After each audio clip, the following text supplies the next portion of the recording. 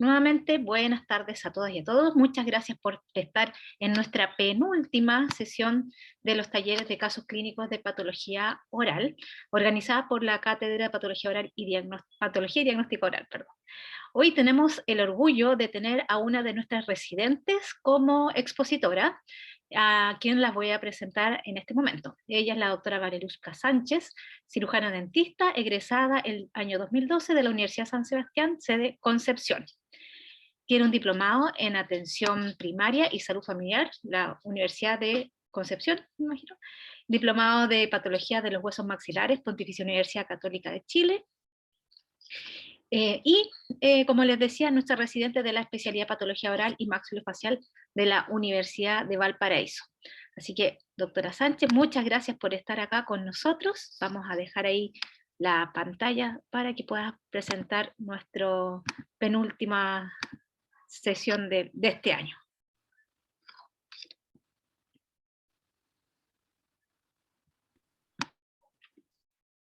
Hola, buenas tardes.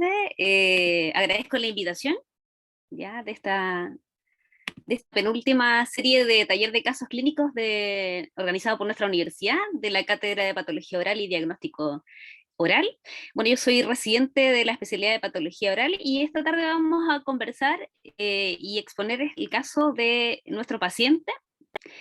Él es un paciente hombre de 66 años de edad, actualmente es pensionado, y acude a nuestro box de la universidad porque se le están rompiendo sus dientes y él quiere anheladamente una prótesis. Dentro de la historia de este paciente, él se encuentra actualmente en controles con nosotros desde el año 2018 y nos comenta que en el año 2020 comienzan sus problemas odontológicos. Nuestro paciente es hipertenso, ¿ya? Y también padece de hipotiroidismo y consume actualmente losartán y Eutirox. También es secuelado de un SEC de hipofaringe en estadio T3N1M0, el cual fue tratado con radioterapia y quimioterapia, inicialmente con 70 grays de dosis total de radioterapia, y también uso de cisplatino semanal de 70 miligramos por 5 ciclos de quimioterapia. A él lo dieron de alta de este tratamiento en el año 2013, en junio del 2013, y actualmente su alimentación principalmente es a través de una sonda nasogástrica y algunos líquidos, principalmente agua, y algunos lácteos por vía oral. El paciente es exfumador, fumaba 20 cigarrillos al día hace aproximadamente 20 años, por lo tanto tiene un IPA de 20. También es un paciente exbebedor, bebía una botella de vino blanco al día y actualmente no bebe ni fuma. Alergias no presenta, ni tampoco hemorragias. Y como les comentaba, desde el año 2018 se encuentra en controles con nuestra especialidad. También dentro de los antecedentes familiares nos relata que él tiene algunas tías y primas que fallecieron de cáncer, pero no recuerda qué tipo de cáncer específico es. Bueno, estas son las imágenes intraorales del paciente. Vemos un paciente que está secuelado, producto de la radioterapia y de quimioterapia, presenta restauraciones defectuosas, algunas piezas dentarias al estado de resto radicular y también caries radicular. ¿Ya? Algunas pigmentaciones postinflamatorias en caras internas de la mejilla y piezas con pérdida de soporte óseo y movilidad dental. Pedimos un examen, una radiografía panorámica, en la cual observamos una reabsorción ósea horizontal de tipo irregular, donde podemos evidenciar también estos restos radiculares y pérdidas de soporte óseo, principalmente en los molares del sector mandibular izquierdo. En nuestras radiografías periapicales que también solicitamos, podemos ver en mayor detalle estos restos radiculares y esta pérdida de soporte óseo, principalmente en el diente 3.6. Entonces, como diagnósticos fundamentales vamos a tener caries radiculares post-radioterapia, restos radiculares también, y enfermedad periodontal. ¿Cómo nosotros hicimos el abordaje de este caso? Y aquí lo importante porque nos basamos en un protocolo, ¿ya? Que nos ayudó bastante del Instituto Nacional del Cáncer, donde preparan al paciente y generan una rehabilitación de este en pacientes secuelados de tratamiento oncológico. Ya este protocolo se lanzó fundamentalmente en el año 2019 y ellos han tenido muchos reportes de pacientes que bajo este protocolo han tenido muy buenos resultados. ¿Vale? Ujú. Antes de pasar a eso, a mí me gustaría comentar un poco Ujú. con los estudiantes que están aquí de medicina estomatológica, que ellos quisieran comentar algo al respecto, porque tú vas a hablar de un protocolo y me Ujú. gustaría saber si alguno sabe por qué tú vas a aplicar este protocolo, porque esto justo lo vimos nosotros en algunas clases anteriores y me gustaría saber si es que ellos que participaran en esto y nos pudieran decir por qué en este caso este paciente necesita un protocolo. ¿Alguien que quisiera opinar al respecto?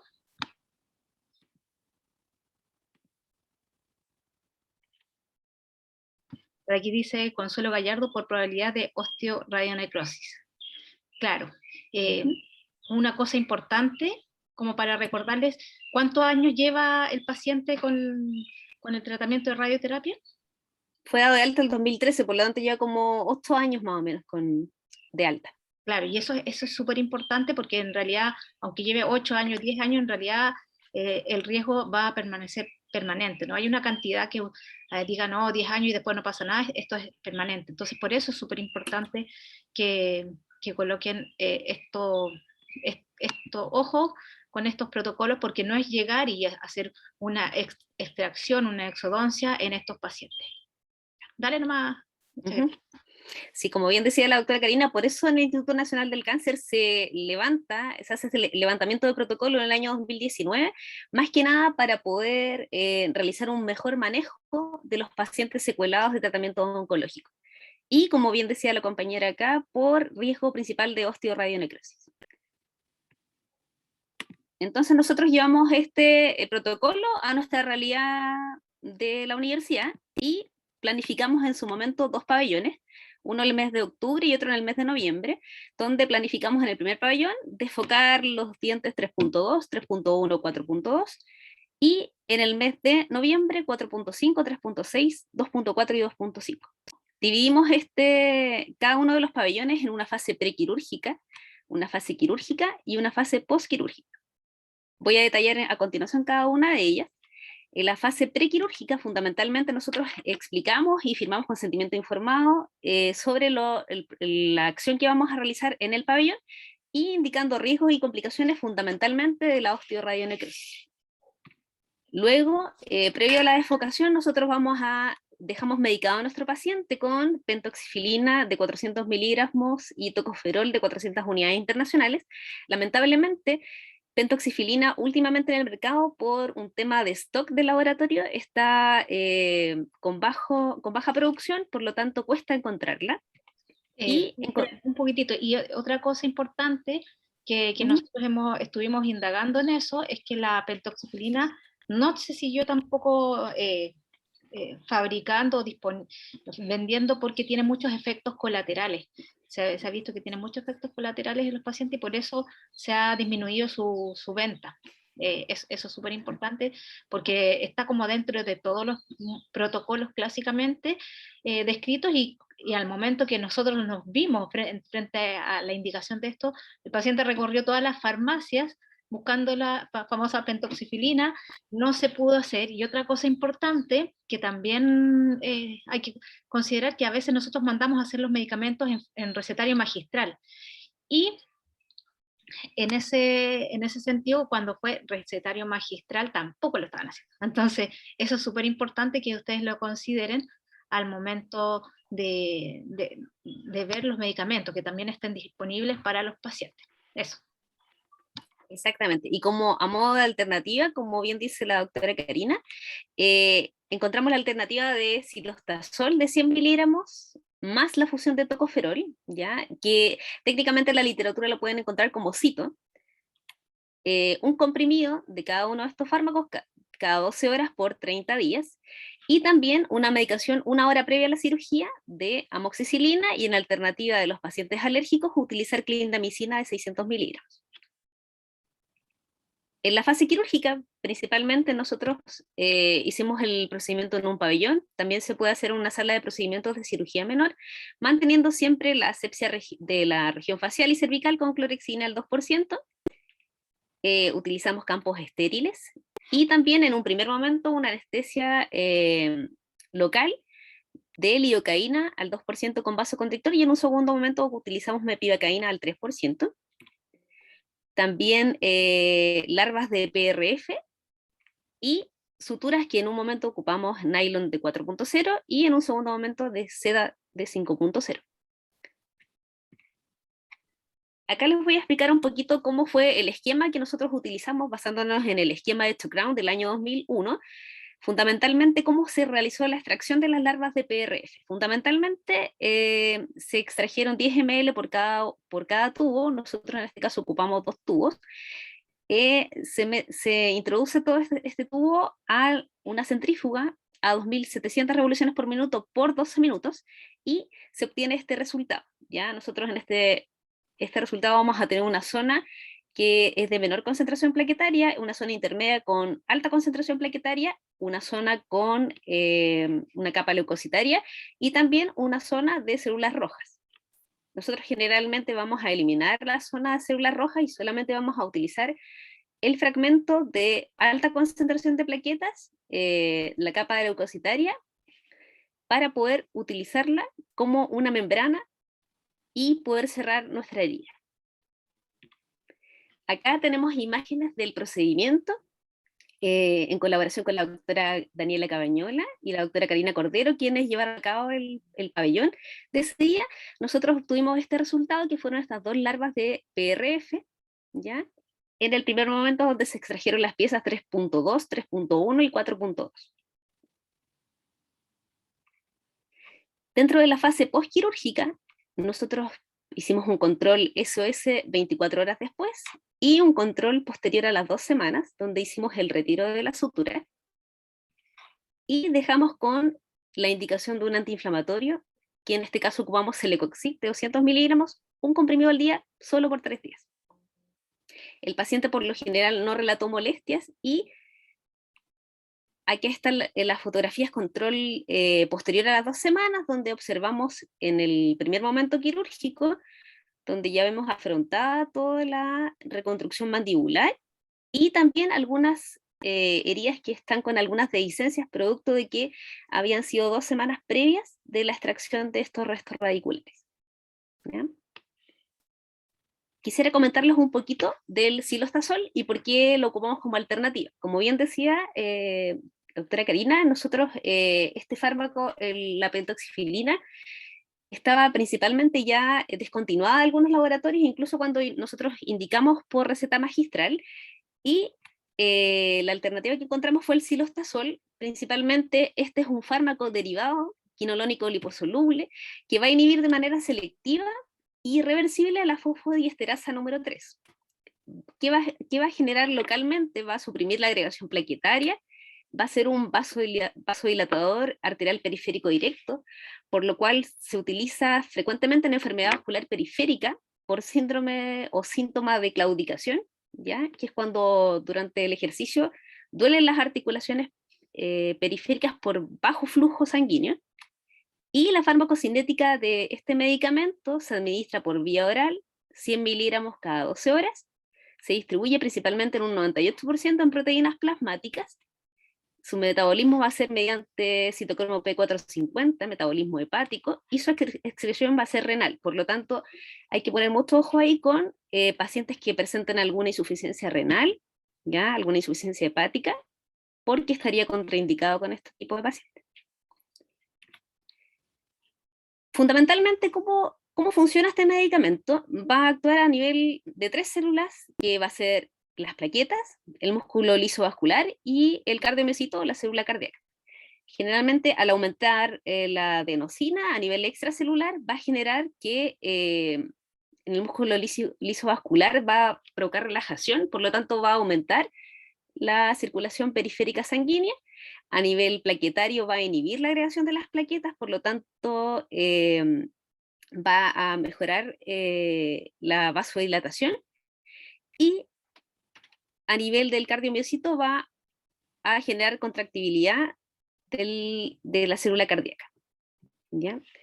Dentro de los efectos directos los efectos farmacológicos directos del cilostazol está su actividad antiagregante plaquetaria, su actividad antitrombótica, su efecto vasodilatador, puede aumentar levemente el ritmo cardíaco, va a aumentar el flujo de sangre y disminuye los triglicéridos.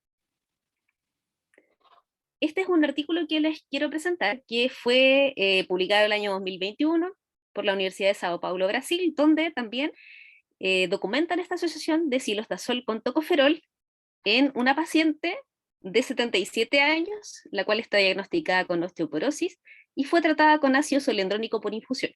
Esta paciente inicialmente presentó una fístula cutánea y también una fractura patológica mandibular.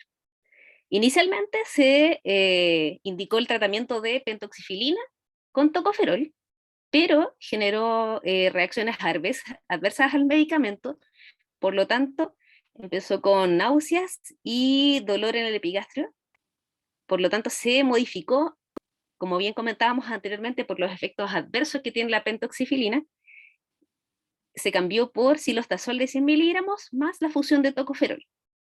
Se evaluó mes a mes y existieron signos de reparación, tanto en la radiografía panorámica como en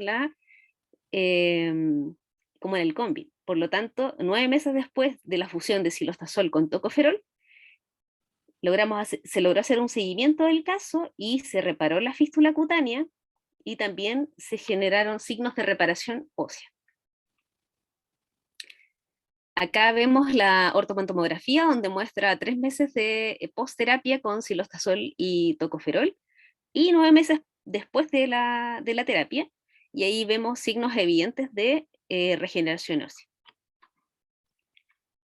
Bueno, actualmente no tan solo tiene un uso para pacientes, por ejemplo, con tratamientos de radioterapia o quimioterapia, sino que se utiliza para terapia ayudante del COVID, por su efecto principalmente antiinflamatorio, antiagregante plaquetario, y también disminuye el estrés oxidativo.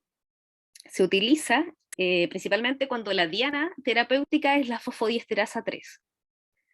Entonces nos va a ayudar a mejorar, o sea, disminuir la vasoconstricción periférica y aumentar la mayor llegada de vasodilatadores a nivel periférico.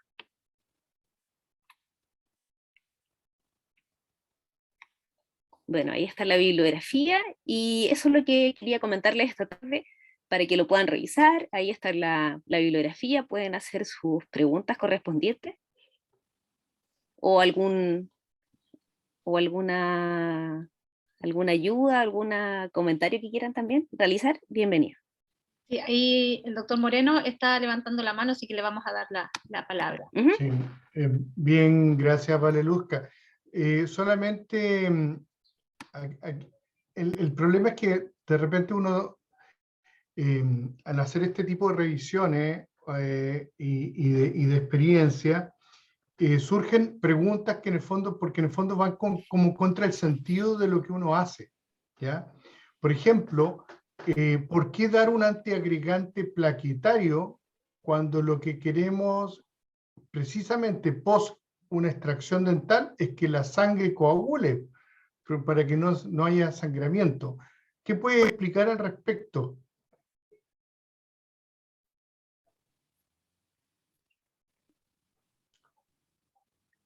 Bueno, generalmente como cuando se genera la agregación plaquetaria, se promueve la estimulación del coágulo y debería proliferar la reparación del tejido. Sin embargo, también se generan factores inflamatorios que pueden ir en desmedro de la cicatrización, como es un hueso que está irradiado, por lo tanto tiene poca celularidad y poca vascularidad, por lo tanto iría en desmedro de su cicatrización. Ya, lo que pasa es que, te insisto, cuando uno, por ejemplo, tiene un paciente que está tomando aspirina, que es un antiagregante plaquetario común y corriente, ¿ya? Si bien es cierto, muchas veces no modifica en exceso el protocolo de atención, sí tiene que tener precaución, obviamente, que el posible sangramiento. Lo mismo si se utilizan otro tipo de anticoagulantes. Ahora, aquí hubo una ventaja porque se utilizó un plasma rico en fibrina, y la fibrina, al hacer centrifugado, se favoreció la polimerización, entonces la fibrina de alguna manera ya está polimerizada. Entonces cuando tú colocas el tapón sobre la zona quirúrgica, de alguna manera estás promoviendo una acción, porque no se inhibe completamente, indudablemente. Pues si se inhibiera completamente podríamos tener hemorragia, podríamos tener una hemorragia masiva. Ya, la pregunta era más básicamente en ese sentido, de que igual había que tener porque esto partió antes, ¿no es cierto? Esto pensando más que nada en evitar la formación de trombos, ¿no es cierto? Y favorecer la vascularidad del lecho quirúrgico que obviamente está dañado por la radioterapia. Y básicamente eso. Y el otro, y el tocoferol es un antioxidante, un potente antioxidante que es la vitamina E, ¿ya? El tema acá es básicamente que para los estudiantes puede resultar un contrasentido dar un antiagregante plaquetario cuando tú vas a hacer una extracción dental, ¿ya? Porque habitualmente lo que nosotros hacemos es buscamos que la función plaquetaria esté funcionando. Muchas veces si bien es cierto, no hay una gran alteración en el tiempo de sangría, eh, si fuera muy profundo el efecto, podríamos tenerlo, ¿ya? Entonces, no sé cómo lo valoraron eso Sí, qué bueno que lo o lo comentas. tomaron en cuenta. Sí, claro que sí. Nosotros hicimos 2 veces la cirugía. La segunda fue mucho más larga porque fueron más restos radiculares y en ninguno de los casos tuvimos hemorragia. Por lo tanto, el efecto que tiene este antiagregante plaquetario es similar al de la aspirina de 100 miligramos. Nosotros lo que buscamos obviamente no es el efecto antiagregante como tal, como dices tú, sino que en el fondo aportar o a aprovechar de los factores que nos van a ayudar a la vascularización Claro. sobre las células endoteliales, que eso es lo principal.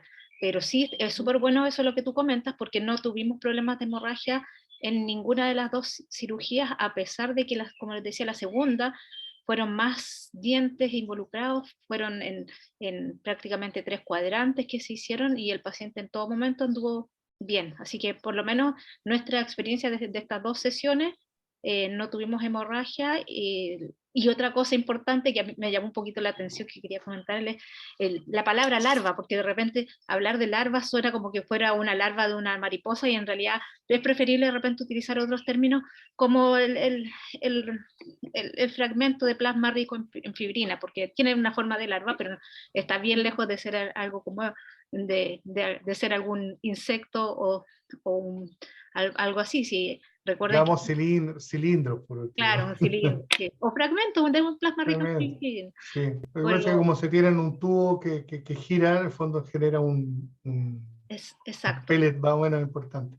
Eso es súper importante. Sí, Y lo otro que quería decirles a los estudiantes es que esto trae también de la mano un costo adicional para el paciente. O sea, esto no estamos dentro de un recinto hospitalario donde los pacientes puedan acceder a estos medicamentos fácilmente. Tampoco dentro de los hospitales van a tener estos quizás fácilmente. Entonces, esto significa también un costo adicional de poder adquirir estos medicamentos. Así que hay sí, que... yo creo que también ayudó bastante a no tener un problema hemorrágico el hecho de que usaron el plasma rico en fibrina, ¿ya? Porque funciona como un tapón, ¿ya? En rigor estricto. Ahora, no es fácil de colocar porque es bastante moldeable, incluso hay muchas veces que cortaron pedacitos pequeños y irlos presionando, pero lo que hay que hacer es tratar de generar una compresión, o sea, que cierre completamente en el alveolo y luego hacer una sutura precisamente para que se mantenga en su sitio.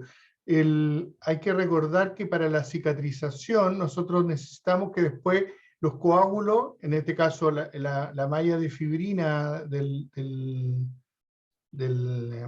plasma rico en fibrina, sea colonizado por macrófagos y luego por vasos sanguíneos que les van siguiendo, y por lo tanto necesitamos gap, necesitamos brechas, tiene que existir la brecha más mínima posible.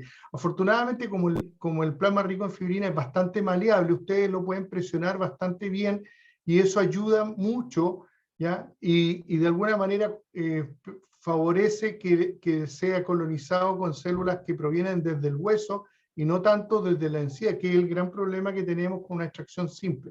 Es probable que pronto, o ya incluso seguramente ustedes ya lo están viendo en cirugía, el considerar las extracciones con un preparado de plasma rico en fibrina probablemente sea un gold standard en un futuro no muy lejano. ¿Por qué? Porque ayuda a preservar un poco, bastante hueso, que es una de las cosas que uno quiere cuando uno hace una extracción y después tiene que colocar un implante, ¿ya? Entonces, ese es más o menos el asunto. Evitamos de alguna manera que la migración desde los fibroblastos de la encía sea más rápida que la que de los tejidos que provienen del hueso. Y con eso, de alguna manera, no es que ganemos hueso, sino que perdemos menos hueso de lo que se perdería en forma natural. Eso. Sí. ¿Ya? Gracias, Y Ricardo. bonito caso en realidad, o sea, es bastante, ¿cómo se llama? Siempre cuando uno ve a un paciente con antecedentes de radioterapia, sobre todo en la región maxilofacial, a uno le da, se le aprieta el corazón, no sé. Ahora, el tema también aquí es el tipo de alimentación. Hasta mucho tiempo con una sonda nasogástrica, esto lo conversamos en el taller de patología. Y aquí es fundamental también el hecho de que el paciente pueda empezar a recobrar algunas capacidades. El problema es que si está tomando una sonda, está alimentándose a través de una sonda, es que uno asume de que debe haber una estenosis más o menos importante en la zona hipofaringea, que no le permita la alimentación correcta, ¿ya? No sé qué averiguaste con respecto a eso. Sí, que el paciente por lo general tuvo una gastrotomía, ¿ya? Y una traqueotomía. Entonces eso dificulta su alimentación por vía oral. O sea, tampoco hay comunicación oral con el paciente. O sea, o la laringe que No, sí. no fue afectada. ¿No? Sí, ¿No? si el paciente puede hablar, habla bien. Sí. Entonces, Aquí está cerrada la tráqueo. Está cerrada la traqueotomía. o sea, pero el hecho que esté con sonda para alimentarse, ¿hay algún problema de espasmo muscular, alguna disfunción, no sé? No lo hemos precisado porque no, desde el momento que lo conversamos ahí en la presentación del caso, no habíamos tenido el acceso después de hacerle una segunda consulta para ver por qué no se puede seguir alimentando vía oral. Pero él se sigue alimentando vía sonda gástrica, no nasogástrica. Sí, principalmente. Sí.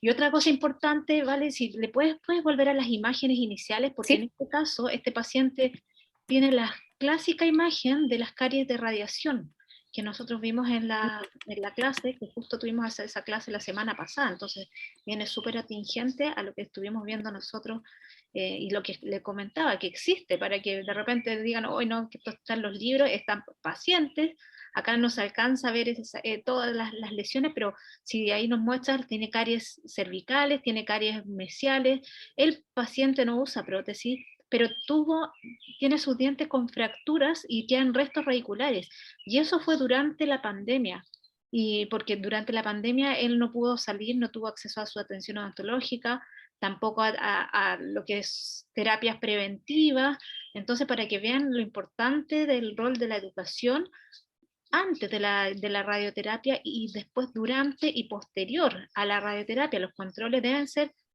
súper importantes cada 3 meses en estos pacientes porque si no pasa esto, que avanzan las caries y él terminó con varias pérdidas de dientes. Ahora lo otro, que vamos a ver que cómo lo rehabilitamos en base a prótesis. En realidad inicialmente lo vamos a rehabilitar solamente con prótesis cosméticas, para, más que nada le interesa la estética, y obviamente que con lo que comentábamos, él no se está alimentando, no está masticando, solamente se alimenta con cosas, con algunos alimentos líquidos, pero no está comiendo sólidos. Entonces, inicialmente, mientras no veamos si es que se recupera la otra función masticatoria, y por el riesgo también de las prótesis de hacer esta osteoradionecrosis por el roce, solamente va a tener esta, aparte de prótesis cosmética, aparte del tratamiento de las lesiones cervicales. ¿Puedes mostrar un poquitito cómo quedó después de la cirugía? Sí.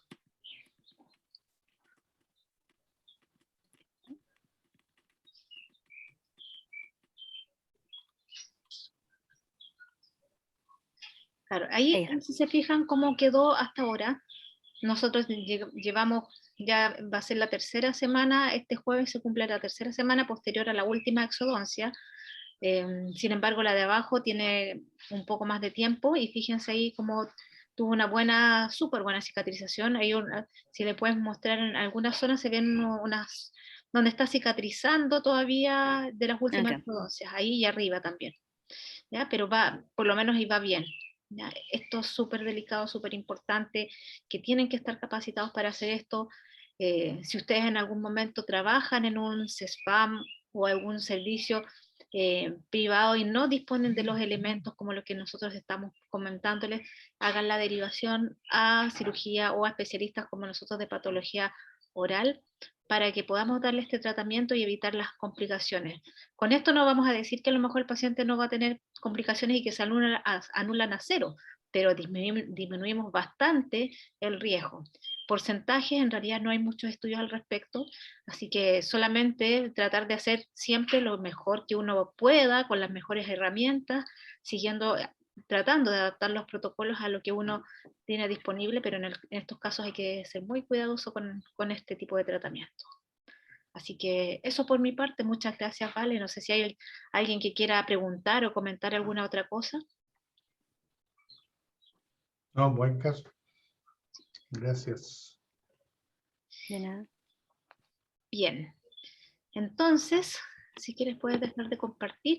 Vamos a hacerte, te agradecemos nuevamente, Vale, que nos hayas compartido tu experiencia con todo el grupo, porque en realidad esto ha sido un trabajo en equipo también con los otros residentes de la especialidad de patología, y también siempre discutiendo todos estos casos con los otros docentes de la especialidad. Así que, como les decía, todo esto es el fruto de un trabajo en equipo, coordinado y ordenado. Así que muchas gracias a ti y a todos nuestros residentes y docentes de la especialidad. Nos vemos entonces la próxima semana